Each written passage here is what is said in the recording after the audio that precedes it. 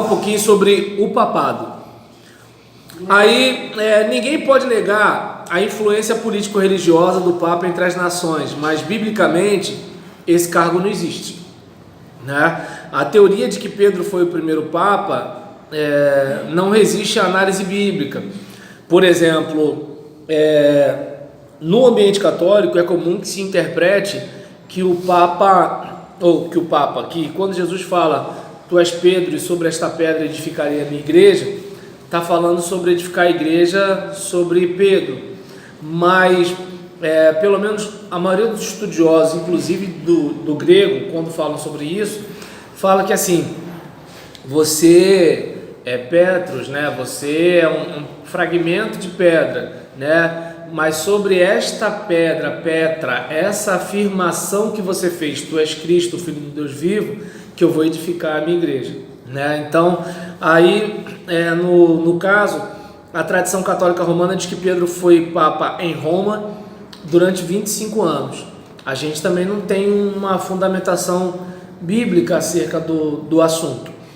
Aí, o catolicismo afirma que o Papa, a quem chamamos também Sumo Pontífice ou Romano Pontífice, é sucessor de São Pedro na sede de Roma, o vigário de Jesus Cristo na terra e o chefe visível da igreja, de acordo com o terceiro catecismo de doutrina cristã, editora Vera Cruz, limitada, primeira edição, agosto de 1976, página 44, resposta à pergunta 191. E mais, um cristão assim, cuja vida é conduzida pelo Espírito, não porá nunca em questão a obediência de vida às diretrizes da igreja ou do sucessor de Pedro, o Cristo visível na terra. É extraído de Sereis batizados no Espírito, de Haroldo J. Ram, SJ e Maria J.R. Lamego, edições Loyola, São Paulo, 1992, sexta edição, página 38. E aí, vamos pensar o seguinte, de acordo com, esse material aqui da série apologética, Sumo Pontífice é uma expressão que não seria adequada para um líder humano normal. Por quê? Porque Jesus é o sumo pastor, 1 de Pedro 5,4. No caso de ser ponte ou caminho entre nós e Deus, é complicado. Por quê? Porque Jesus é que é o caminho, João 14,6. Não há nenhum outro mediador entre Deus e o homem, Jesus Cristo, homem. 1 Timóteo 2,5. O vigário de Jesus é o Espírito Santo e não o Papa, Então, aquela pessoa que substitui, Jesus aqui na terra é o Espírito Santo, é o ministério dele, João 14, versículo 16 a 18. O chefe invisível da igreja é Jesus. Um Cristo visível só pode ser um falso Cristo, quando está lá em Mateus capítulo 24, versículo 23 e 24, o próprio Jesus fala o que, se alguém disser, olha, ei-lo aqui, ei-lo ali, não crê, não creiais, isso, obrigado, valeu. Aí não, porque eu estava pensando como é que ia conjugar o verbo, obrigado, cara, obrigado mesmo. Aí nesse caso, em relação a... Só não vou dizer que o meu próximo filho vai ter o nome de Janildo, porque a gente não tem planos de ter próximo filho, tá? Aí nisso... Nem se tivesse... porque mesmo que eu prometesse para você, eu teria que conversar com a minha esposa ainda, Roberlan, a gente ainda tá acertando a relação, imagina Janildo. Então, senão eu até falar assim, vai ser o dupla de música sertaneja, Roberlan e Janildo. Aí vamos lá, prerrogativas papais. Falando das prerrogativas do Papa, o ensino católico é o seguinte: pode errar o Papa ao ensinar a igreja?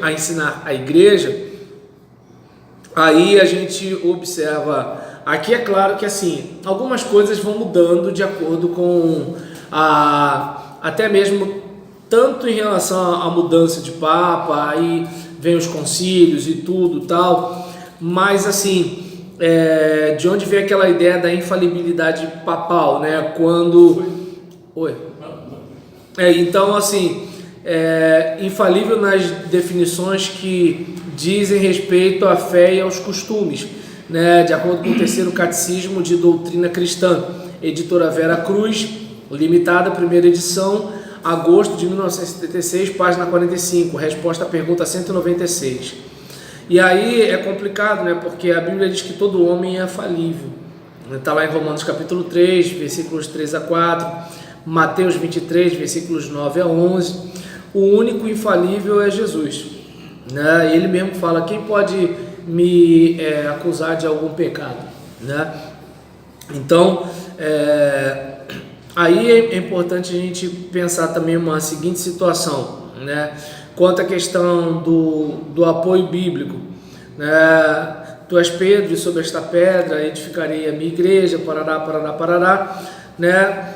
E aí nisso, dessa passagem, a igreja romana deriva o seguinte raciocínio: Pedro é a rocha sobre a qual a igreja católica está edificada. A ele foi dado o poder das chaves e, portanto, só ele pode abrir a porta do reino dos céus. Só ele pode ligar e desligar. Pedro tornou-se o primeiro bispo de Roma e com isto distinguiu aquela cidade como o centro do governo eclesiástico e espiritual que deve reger todas as igrejas em toda parte, né? Então, assim, digamos, não se tornou Jerusalém, mas Roma. E aí, finalmente, por sucessão ininterrupta, né, toda a autoridade dada a Pedro foi conferida até os nossos dias, a extensa linhagem de bispos e papas, todos vigários de Cristo sobre a terra. Daí onde vem a ideia, né, da sucessão apostólica. Aí vem uma proposta de exegese de Mateus 16, do versículo 16 a 19. Tu és Pedro, sobre esta pedra. A expressão sobre esta pedra relaciona-se com a resposta de Pedro: tu és o Cristo, o Filho do Deus vivo, né? E aí nisso, Jesus, ele mesmo afirmou que era pedra, Mateus 21, 42. Lembra, né, a pedra que os construtores rejeitaram, né, tal. E aí nisso, o próprio Pedro identifica Jesus como uma pedra, lá também no livro de Pedro e tudo, tal. Se Pedro foi papa durante 25 anos, então existe algo errado, já que esse apóstolo foi martirizado no reinado de Nero por volta de 67, 68. Subtraindo esta data, 25 anos, retrocederemos ao ano de 42 ou 43. Nessa época não havia ocorrido ainda o Concílio de Jerusalém, que se deu mais ou menos no ano 48 ou um pouco depois. Pedro participou do concílio, mas foi Tiago quem realizou e presidiu. E em 58, Paulo escreveu a Epístola aos Romanos e no capítulo 16 mandou saudação para muita gente em Roma, mas Pedro sequer é mencionado. Por outro lado, Paulo chegou a Roma no ano 62 e foi visitado por muitos irmãos. Todavia, nesse período, não há nenhuma menção a Pedro ou a algum papa. O apóstolo Paulo escreveu 4 cartas de Roma: Efésios, Colossenses e Filemão e Filipenses. Pedro não é mencionado em nenhuma delas. Novamente, não se tem notícia desse suposto papa. Assim, não existe fundamento bíblico nem subsídio histórico para consubstanciar a figura do papa. Ainda sobre o poder concedido a Pedro, estaria Jesus outorgando a autoridade para que outras pessoas exercessem de forma singular como outra cabeça da igreja, né? Então, assim, quem afinal de contas está encabeçando a igreja, né? Devemos considerar o texto em estudo e seu contexto em relação a: enquanto Pedro é mencionado na segunda pessoa, tu, a expressão esta pedra está na terceira pessoa. Petros é um substantivo masculino, enquanto Petra é um feminino singular. Consequentemente, essas palavras não têm a mesma referência. Ainda que Jesus tivesse falado em aramaico, o original grego inspirado traz as distinções. A mesma autoridade concedida a Pedro por Jesus estende-se também a todos os apóstolos em Mateus 18:18. Pedro não era representante dos demais apóstolos. Em Mateus 16:23 encontramos Pedro sendo repreendido por Cristo à parte dos apóstolos. Os demais apóstolos, por sua vez, também foram exortados por Jesus na mesma ocasião. Se Pedro tivesse de fato primazia sobre os seus companheiros de ministério, Jesus não teria repreendido longe deles. Versículo 22 e 23. O impressionante é que até mesmo certas autoridades católicas estão de acordo que a referência estudada não diz respeito a Pedro.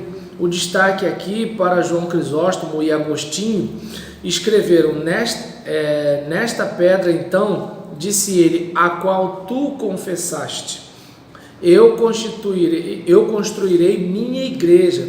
Esta pedra é Cristo, e nesta fundação o próprio Pedro construiu. Agostinho, em seu comentário sobre o Evangelho de João. Se considerarmos o fato de que Pedro é uma pedra não angular, assim como alguns não católicos acreditam, chegamos à conclusão de que ele não era a única pedra na fundação da igreja. É notável que Jesus deu a todos os apóstolos o mesmo poder para ligar e desligar. Romanos 18:18. Essa autoridade era comum aos rabinos, que tinham o privilégio para permissão e para proibição. Não se tratava de uma porção de poder concedido somente a Pedro, mas também à igreja, pela qual proclamamos o Evangelho, o perdão de Deus e seu julgamento aos impenitentes. Em Efésios 2:20, encontramos que a igreja fora constituída sob a fundação dos apóstolos e dos profetas, sendo o próprio Cristo a pedra angular. Assim, todos os apóstolos, e não somente Pedro, são a fundação da igreja. Contudo, o único que tem preeminência sem igual é Cristo, a pedra angular. O próprio Pedro referiu-se ao Senhor Jesus como fundamento da igreja, que está lá em 1 de Pedro 2,7. Os demais crentes, portanto, são pedras vivas ou pedras que vivem nessa edificação. Não há nenhuma indicação de que Pedro fosse determinado acima dos demais apóstolos, um lugar de proeminência na fundação da igreja. O papel de Pedro no Novo Testamento está longe de reivindicação católica romana, de que ele tinha e era autoridade sobre seus companheiros. Embora o encontremos como orador principal no dia de Pentecostes, sua atuação no restante do livro de Atos é escassa, sendo ele considerado como um dos apóstolos. De forma muito clara, Paulo falou o seguinte: em nada fui inferior aos mais excedentes apóstolos, segundo aos Coríntios 12:11. Será que uma leitura mais cuidadosa da carta aos Gálatas fará com que aceitemos que algum apóstolo foi superior a Paulo? Creio que não, pois Paulo reivindicou para si uma revelação independente dos demais apóstolos. Gálatas 1:12, Gálatas 2:2. Reconheceu que seu chamado era semelhante ao ministério de Pedro, Gálatas 2:8, a ponto de usar de sua autoridade para repreender Pedro, Gálatas 2, de 11 a 14. O fato de Pedro e João serem enviados pelos demais apóstolos a uma missão especial em Samaria demonstra que Pedro não tinha posição superior a eles. Atos 8, de 4 a 13. Se Pedro era superior aos demais, por que é dispensada ao ministério de Paulo uma atenção maior, fato constatado nos capítulos 13 a 28 de Atos? No primeiro concílio realizado em Jerusalém, Atos 15, a decisão final não partiu de Pedro, mas sim dos apóstolos e dos anciãos.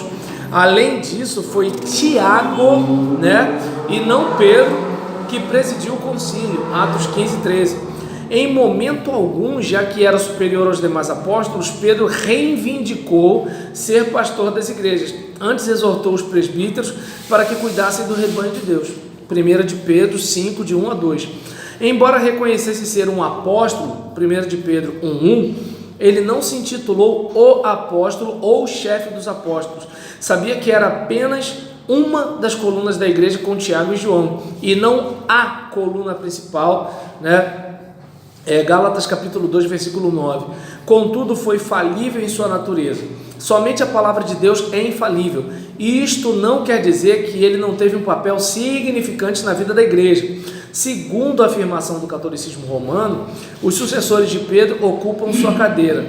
Quando, portanto, analisamos as Escrituras, encontramos critérios específicos para o apostolado, de acordo com Atos 1, 22, 1 Coríntios 9, 1, 1 Coríntios 15, de 5 a 8, de modo que não poderia haver sucessão apostólica no bispado de Roma ou em qualquer outra igreja. Quanto às chaves entregues simbolicamente a Pedro, elas não significam que ele tinha poder para fazer entrar no céu quem ele quisesse.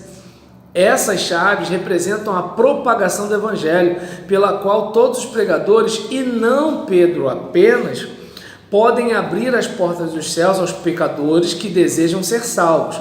Jesus foi explícito e enfático ao ordenar a divulgação das boas novas em Lucas 24, versículos 46 a 47. A mensagem de salvação produz arrependimento e fé na pessoa e obra de Cristo, ou seja, em sua morte e ressurreição. Pedro abriu as portas do céu para os seus ouvintes no dia de Pentecostes, Atos 2, 37 a 41, na casa de Cornélio, Atos 10, versículos 42 e 43. Então, acho que assim, são alguns comentários que fazem sentido. Por não, Fernando? Eles vieram enrolando o povo de lá para cá, então. Abafaram a situação. O que acontece é o seguinte: na história do cristianismo, chega um momento que começa a ter uma hierarquização entre os bispos, né? O bispo de Roma acaba tendo, eu vi que alguém fez assim, né? Então alguém deve estar lembrando de alguma coisa, né? Aí o que acontece? Teve um momento que o bispo de Roma já começa a ter uma certa proeminência em relação aos demais bispos, e aí a coisa vai começando a se desenvolver. Agora, aí é algo para a gente pensar, é que nem quando a gente escuta, por exemplo, se eu usar a palavra ditadura militar com meu pai, ele rapidinho ele corrige e fala assim, regime, entendeu? Então o que acontece? Eu, embora tenha nascido no período dos militares, mas eu era criança, então o que eu vou saber sobre a era dos militares é pelo livro de história, né? Eu sei um pouco da minha infância, mas o meu pai viveu. Então o que acontece? É muito comum que assim, digamos, meu filho, quando ele estiver na aula de história, ele pode escutar uma versão ou outra, não sei quem vai estar, né, no poder e determinando, né, a lei de diretrizes, né, como é que vai ser a legislação, né, quanto à questão do que vai estar sendo passado de conteúdo nas escolas, não sei como é que vai ser isso, né? Mas aí o que acontece? A questão não é só o fato, são as versões do fato. Então eu posso, de certa forma, até mesmo reinventar o passado. É como, digamos, a história dos batistas, né? Eu pelo menos sou da linha de que os batistas começam com os separatistas ingleses que rompem com a igreja anglicana, e eles são batistas gerais que batizam derramando água na cabeça dos outros. Tem gente que consegue dizer que os batistas começam, né, verdadeiramente com aqueles do batismo por imersão, né, e não gerais, mas de linha calvinista. Aí o que acontece?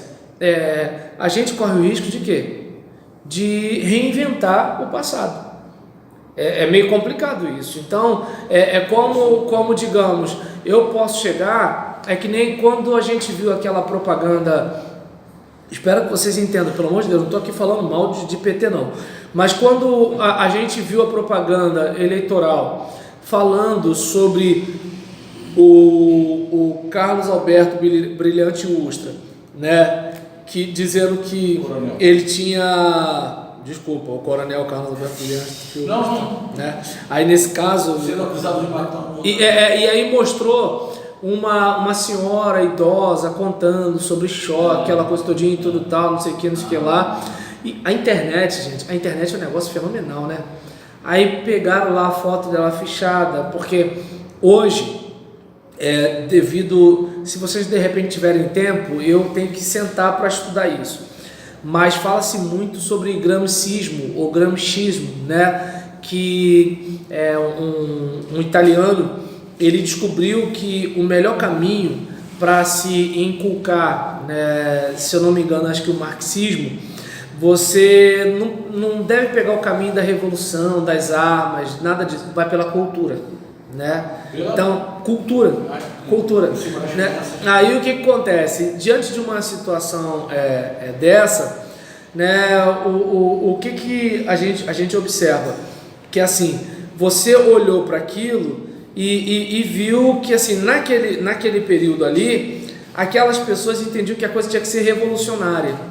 Então a gente recebe treinamento, né, de algumas pessoas de países comunistas, revolucionários e tudo tal, e tenta implantar de alguma forma isso aqui. Mas como é que a gente vai fazer? A gente vai assaltar banco, né, para a gente levantar dinheiro, vai fazer coisas ilícitas, ilegais. Nessa brincadeira, né, morre um, explode bomba aqui, mata alguém perde perna, como aconteceu na história, né?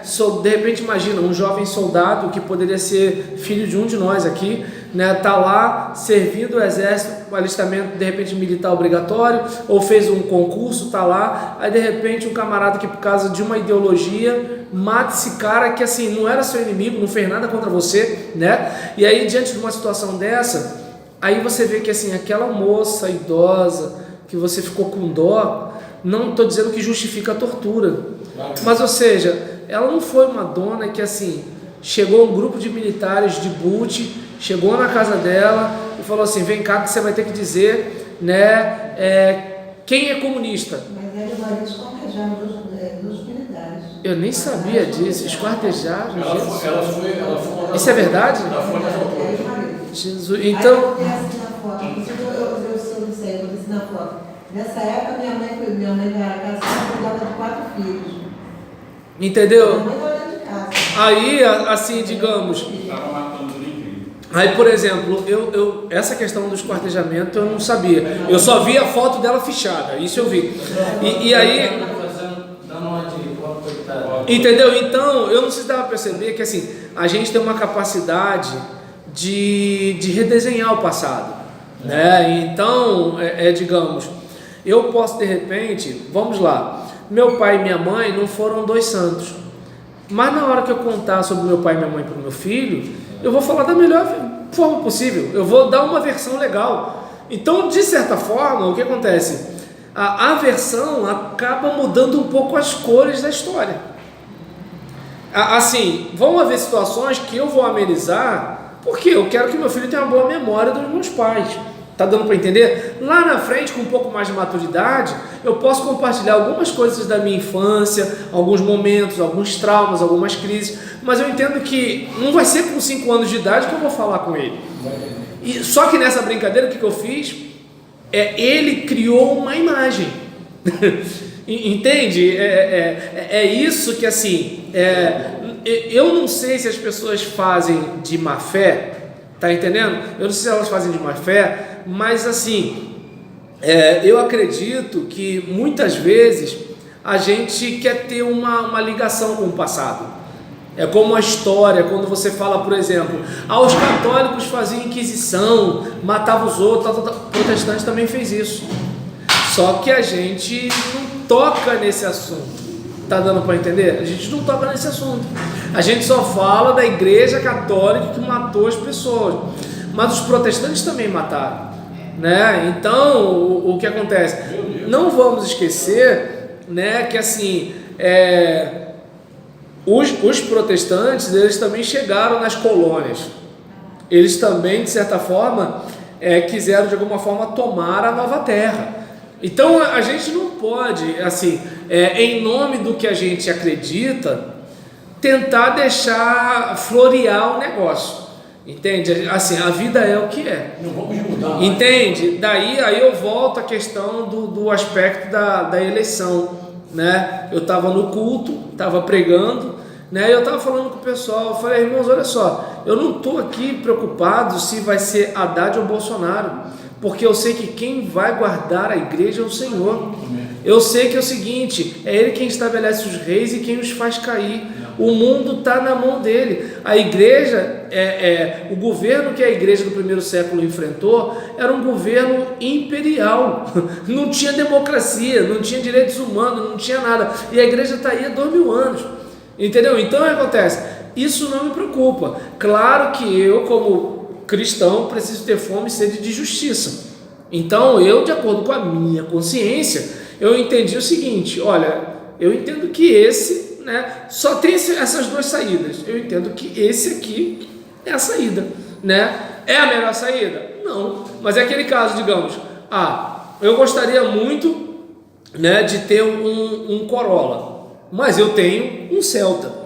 E aí, por exemplo, eles andam comigo no Celta, sabe que eu meto o pé no Celta, mas chega uma hora que o Celta começa a tremer. O Corolla, você mete o pé, parece que você está parado. Então o que acontece? A questão não é o que eu gostaria, a questão é o que é, né? E aí eu lembro da música: meu amigo, se ajeite comigo e dê graças a Deus, né? Então a gente é quem a gente é, a história é o que ela é, né? Não é porque o pessoal fica assim, e se, mas e se? Gente, é como eu disse, eu votei na Marina perdeu para o Cabo Daciolo, cuja estratégia política era subir o monte, tá entendendo? Gastou 700 ou 900 reais? 700 reais de campanha. Ela perdeu para ele. Não, ela não, ele. Então o que acontece? Digamos, perdeu. Queria a Marina não entrou. Então quem eu tenho? Eu tenho a Haddad ou Bolsonaro. Vai ter que ser um dos dois. Então não tem para onde correr. Tá dando para entender? É aquele caso, gente. E detalhe, e quem é o menos ruim? O menos ruim é de acordo com a minha consciência. Entende? De acordo com a minha perspectiva, o menos ruim é esse, né? E aí, uma vez votado, sou um cristão, vou orar pelo meu governante, concordando com ele ou não. E detalhe, hoje nós temos mecanismos diferentes. Hoje nós temos o Twitter, por exemplo. Eu tenho o Twitter do Jair Bolsonaro, eu posso ficar azucrinando, marco ele, marco meus amigos e a gente vai viralizando o negócio, tá entendendo? Eu tenho o WhatsApp do deputado estadual que eu elegi, eu tenho o WhatsApp do deputado federal que eu elegi, né? Então o que acontece? Graças a Deus ele entrou. Eu tenho o Twitter do senador que eu elegi.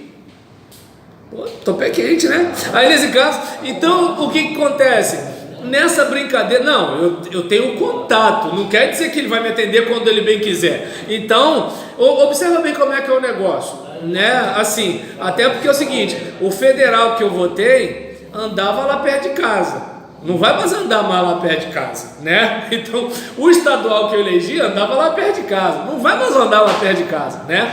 E aí o que acontece? O governador que eu votei também entrou. Então, nessa situação... Leão, foi aquele rapaz da bicicleta. Aí, por exemplo, diante desse caso, né? Diante desse caso, eu não sei se dá para perceber. Não conseguiu matar essa barata, não, menino? É mais de uma, é isso? Então tá bom. Aí nesse caso, pra gente fechar logo o assunto, eu nem reparei a hora, gente, desculpa.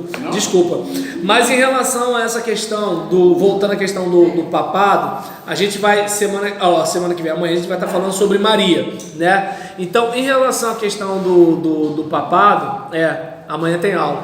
Em relação à questão do papado, gente, eu preciso falar. Em relação à questão do... Não tem a ver contigo não, Rogério, é porque eles estão sinalizando aqui, aí eu não tô... Eu tô perdendo o raciocínio. Em relação à questão do papado, pela última vez, é importante a gente observar que, assim, há uma interpretação da história. Eu não vou dizer que há uma mentira, eu vou entender que é uma interpretação da história.